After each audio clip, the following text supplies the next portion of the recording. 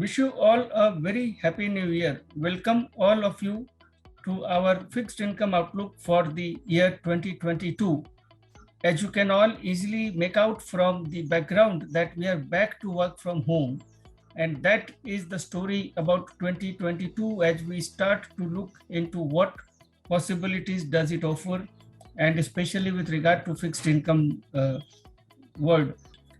Unlike 2021, which started on a promising note where the number of cases had begun to settle down, the vaccines were available, and the inflation was low, 2022 is starting at a point where the inflation onslaught has taken over the dominant theme of the market.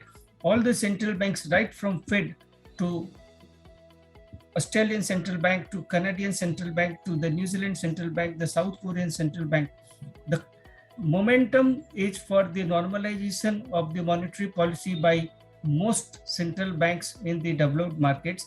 The Federal Reserve has, in the last meeting, not only doubled the pace of its taper, but has now guided for 3 rate hikes in 2022.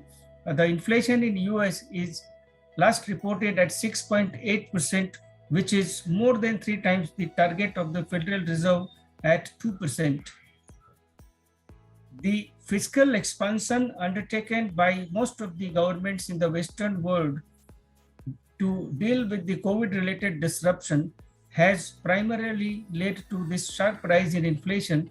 And from the indications that we have right now, it is likely that the inflation will continue to be on the higher side for at least the next quarter, and thereafter the inflation may begin to plateau and then begin to ease over a period of time. But it is reasonable to say that the inflation will remain well above the threshold of the global markets central bank, and therefore it is likely that Fed will follow on its current guidance of completely withdrawing the bond buying by March of 2022, and thereafter the rate hikes may be in order. There is a certain amount of skepticism in the markets that by March maybe the economic recovery momentum may begin to slow down, and the inflation may begin to ease, and therefore it is possible that the Fed may not follow through on its rate hike guidance and may take an exit route saying that the economy needs continued support. And the onset of the Omicron has especially led to that belief getting stronger over the last few weeks. And at this point, the advice from the medical experts is reasonably clear that Omicron is a much milder variant of Delta. Many people have described Omicron as the beginning of the end of the pandemic, with so many people getting infected and getting immunity, but not many facing any severe illness, and the fatality rate continues to be low. The other side of the argument is that, like the Delta and the other variants, if Omicron persists, then it will lead to further supply chain disruptions and therefore may keep the inflation high.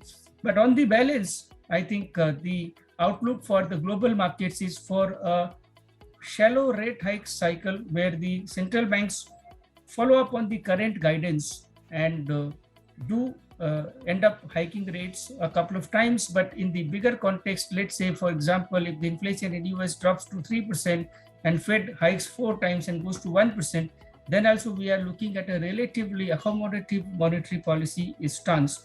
And therefore, the markets are relatively calm.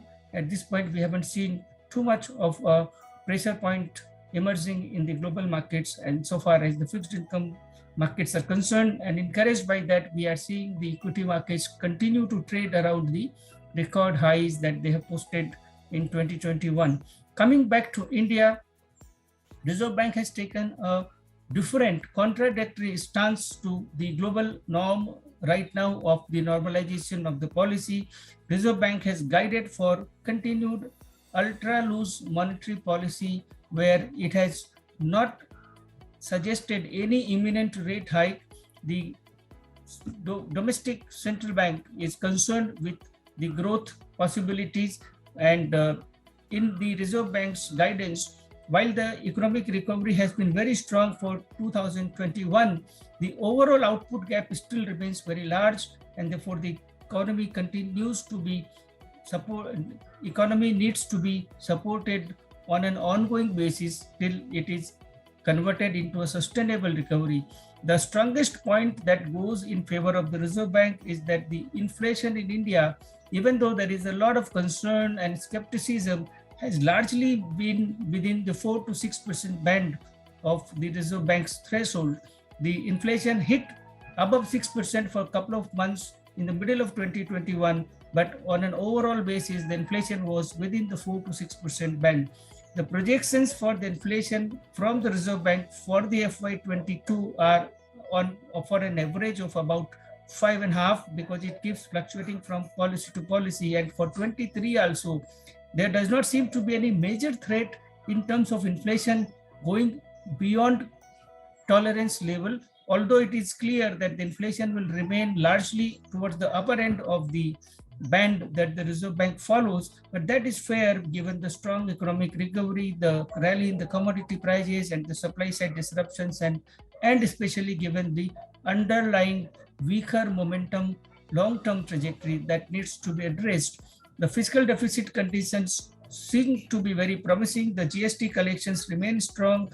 The economy is likely to get further uplift, and therefore the collection number should be strong. Especially the divestment of Air India has given a lot of optimism towards follow-up and the divestment of the BPCL and the LICs of the world. And therefore, I think while the rest of the world starts the 2022 on a cautionary note, given the slowing economic momentum, high inflation, and the record number of cases of Omicron, which do look mild at this point in time, which may not disrupt the economy, but therefore a possibility of a progressively calibrated normalization of the monetary policy, which may include a few rate hikes.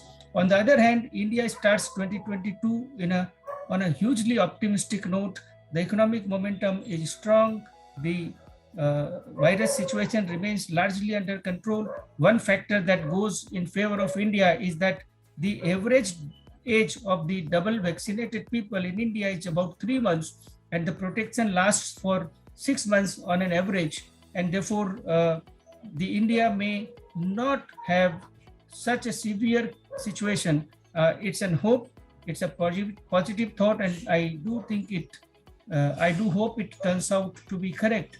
But inflation, particularly in India, is well behaved, and the primary difference is that the rest of the governments in the world spent a lot of money in dealing with the COVID, whereas in India, the fiscal expansion was very, very restrained, and therefore I expect the inflation to largely remain well behaved. That gives the Reserve Bank the strength to maintain the accommodative monetary policy. However, in line with the global trend, the short-term rates will at some point be normalized, and therefore I believe that the long-term rates will move up, but very, very widely.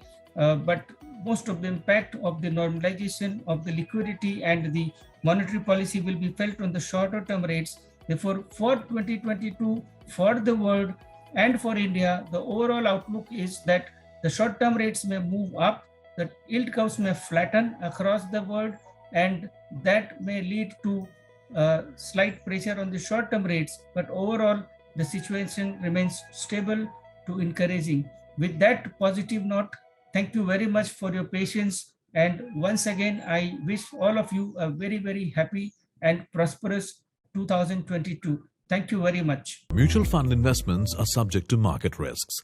Read all scheme-related documents carefully.